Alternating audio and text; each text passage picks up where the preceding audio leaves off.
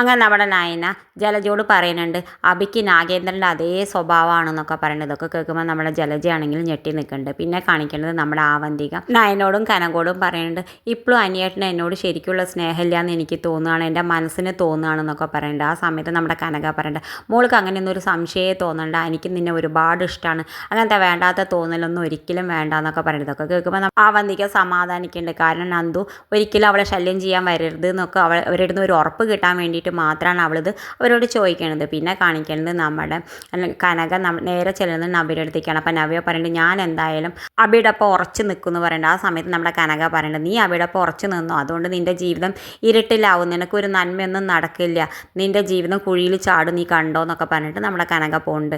എന്തായാലും അപ്പുറത്ത് കാണിക്കണം നമ്മുടെ ആവന്തിക നേരെ ചെല്ലുന്നുണ്ട് അവളുടെ അമ്മയുടെ അടുത്തേക്ക്. എന്നിട്ട് ജലജോട് പറയുന്നുണ്ട് എൻ്റെ അച്ഛനെ ഞാൻ ഇതുവരെ കണ്ടിട്ടൊന്നുമില്ല, അമ്മ എന്തിനെങ്ങനെ സംശയിക്കണേ, ഞാൻ എൻ്റെ അച്ഛനെ കണ്ടിട്ടില്ല എന്ന് പറയുമ്പോൾ നിൻ്റെ അച്ഛനൊന്നും അല്ല അത് പറയുന്നുണ്ട്. ആ സമയത്ത് നമ്മുടെ ആവന്തിക ചോദിക്കുന്നുണ്ട് എന്നാൽ എന്നെ ജനിപ്പിച്ച അച്ഛൻ ആരാന്ന് അമ്മ പറഞ്ഞതാന്ന് പറയുന്നുണ്ട്. എന്തായാലും അപ്പം നമ്മുടെ ജലജ പറയുന്നത് ആ അച്ഛനല്ല നിന്നെ ജനിപ്പിച്ചതെന്ന് പറയുന്നത്. ഇത് കേൾക്കുമ്പോൾ നമ്മുടെ ആവന്തികയാണെങ്കിൽ ആകെ ഞെട്ടിക്കൊണ്ട് നിൽക്കുന്നുണ്ട്. ഇത് കാണിച്ചുകൊണ്ടാണ് ഇന്നത്തെ പ്രൊമോ അവസാനിക്കേണ്ടത്. ഇതുപോലുള്ള പ്രൊമോ വിശേഷങ്ങൾ നിങ്ങളുടെ മുന്നിൽ എളുപ്പത്തിൽ എത്താൻ ഈ ചാനൽ ഒന്ന് സബ്സ്ക്രൈബ് ചെയ്യാൻ മറക്കരുത്.